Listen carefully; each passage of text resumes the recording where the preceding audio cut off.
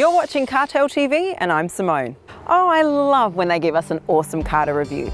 Now, in case you didn't read the video title, today I check out the Jaguar I-Pace, currently the most advanced all-electric vehicle from Jaguar. Now, if the electric paradigm is about to become the future of the industry, then the Jaguar I-Pace is definitely one of the vehicles that's supposed to propel it. For that kind of a task, it has to be good. No, scrap that, it has to be awesome.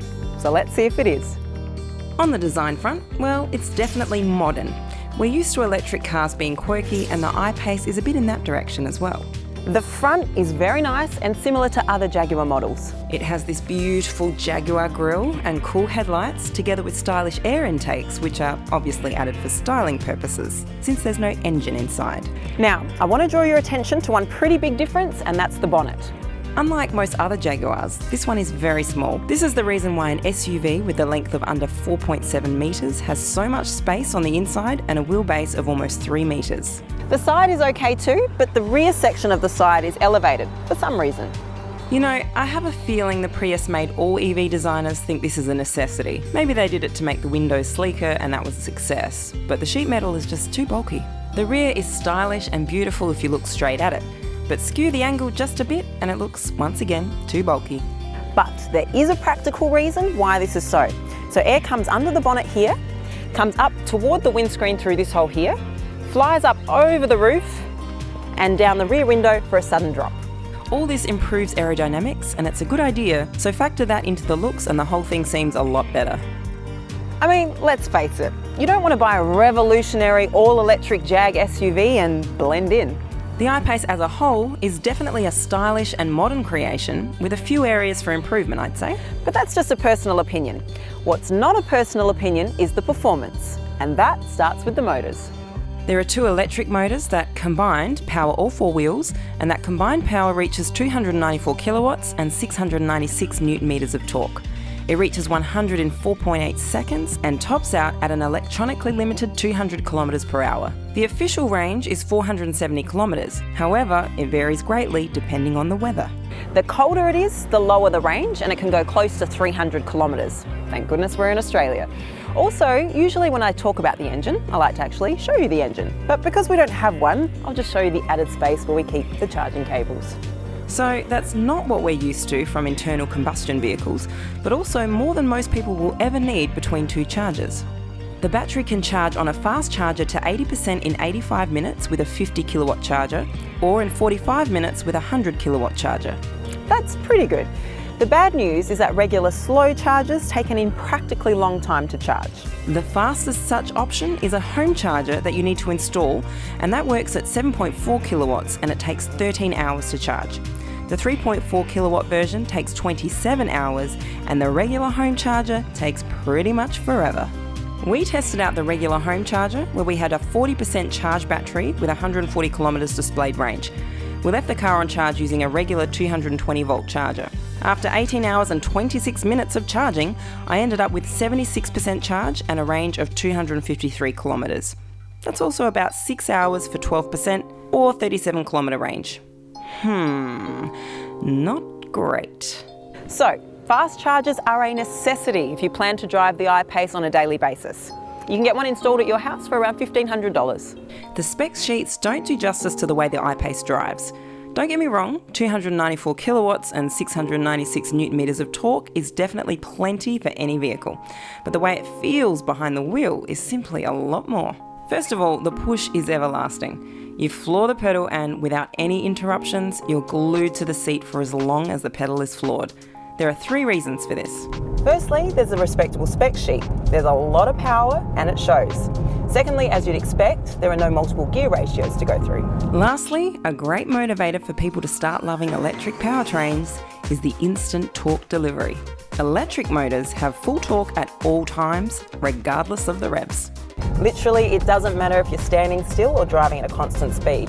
Whenever you press the pedal, you get all of that twisting force instantly.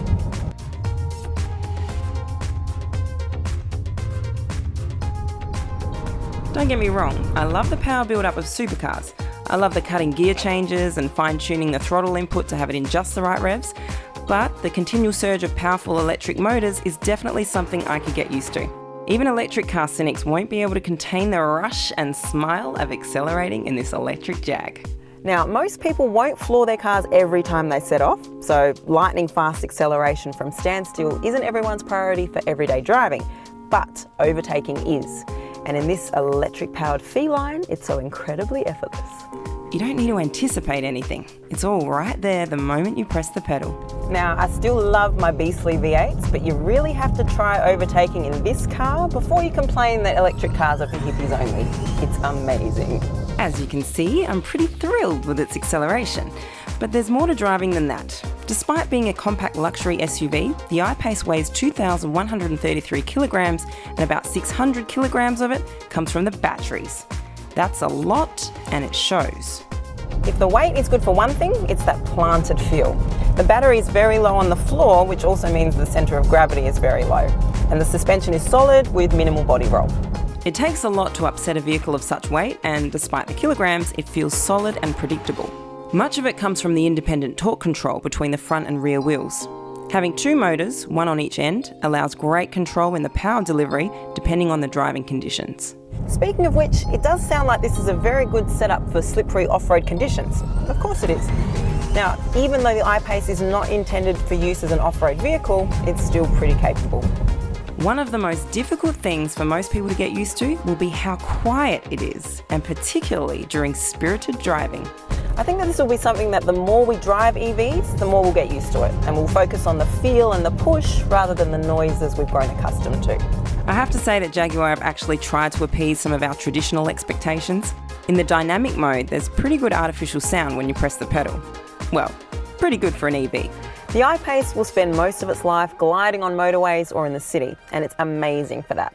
It's smooth, quiet, refined, and more responsive than most performance cars. Driving it is an absolute pleasure. Now for the interior.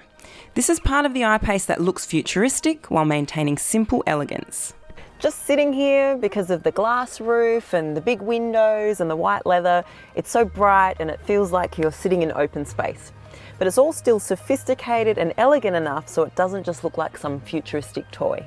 Another nice thing is that this interior feels like a different experience between day and nighttime. You can further customise that nighttime experience with a range of lighting colours. The angled screens are awesome for use and viewing, and all controls are within a few centimetres from the steering wheel. Another feature we've seen on some Jags and Range Rovers we've recently reviewed are these dials with these little screens in them that change when you turn, press or pull the dials. They're actually very functional once you get used to them, and also mean less buttons and dials cluttering up your central console. Of course, you get Apple CarPlay and Android Auto, as well as loads of apps. The lower screen is smaller and it lets you control things like climate. The driver information screen is customisable and very nice in every mode. It has a diagonal of 12.3 inches, so there's enough space for all the information needed and a cool design. You can also install an app on your phone that helps you find where you parked the car, and also gives you the basic information like the battery level or driving statistics. It also controls some of the features from a distance, such as heating and cooling. The seats up front are comfortable and supportive, and it just feels really snug sitting here. And it's great, especially when you consider the power and the weight of this vehicle. There are loads of storage spaces throughout the front, and a lot of them seem perfectly measured to fit even the plus-sized iPhone. Along with door pockets, glove box, and cup holders, there's also the added storage space under the central console. Rear seats are pretty comfortable for two people and less so for three, but still a lot better than most compact SUVs. There is great legroom, and headroom is actually impressive, even with this awesome panoramic sunroof, which is an optional extra on the SE trim, by the way, and costs around $3,400. The rear also gets folding armrests with a small storage space and two cup holders, as well as two USB charging points and a 12-volt one. The boot has 656 litres of space, and with a low loading lip and great use of space. When you fold the seats, you get 1,453 litres, but not a completely flat floor. As expected, the I-Pace has loads of safety features, and some of the features which come as standard in this SE trim include emergency braking, cruise control with speed limiter, driver condition monitor, traffic sign recognition, all-surface progress control, hill launch assist, dynamic stability control, lane keep assist, rear camera, tyre repair system and tyre pressure monitor, and more. Optional features on this car include the mentioned panoramic roof, blind spot assist, 360 camera, adaptive cruise control and high-speed emergency braking. It's important to note that the battery has 8 years or 160,000 kilometres warranty. You also get 5 years of warranty for the car and paint, and the same length of free servicing and charging. To add more, you're covered for corrosion for 6 years. The I-Pace starts at about $120,000 for the S and at about $130,000 for this SE. However, with the optional goodies added, this particular car costs just over $140,000, and there is another trim above, so it's not a cheap vehicle, but still affordable in terms of luxury EVs. I do also need to mention that you get almost a 3-figure drop in official range if you consistently drive the I-Pace more aggressively. Which, because of its breathtaking acceleration, is actually hard not to do. But it's likely the novelty fades after a few weeks and more thrifty driving styles kick in. While we do tend to focus on the range and charge times of EVs, I really think we may need to change our mindset when it comes to how we can potentially live with our cars. And by that I mean, imagine coming home each night, plugging in your vehicle and waking up every morning to a fully charged car. That can actually mean more convenience, just like we do with our phones. There is one more thing that is a huge plus for the I-Pace. It's a niche vehicle made for those who want an SUV and an electric one and a high-class one and can afford it. In this niche, there isn't much competition, and the Tesla Model X is definitely its biggest competitor right now, even though Jaguar would not agree. Compared to the Model X, the I-Pace is more affordable, especially as you add goodies, and the interior build quality is noticeably better. So if you're looking for a vehicle in this segment of the market, you won't do much better than the I-Pace. Thanks for watching Cartel TV, and if you haven't already, subscribe to our channel and join us on social media. Now, are you convinced? Will you go electric for your next vehicle? If yes, let us know in the comments why you're convinced, and if no, let us know why you're not ready to take the plunge. See you soon.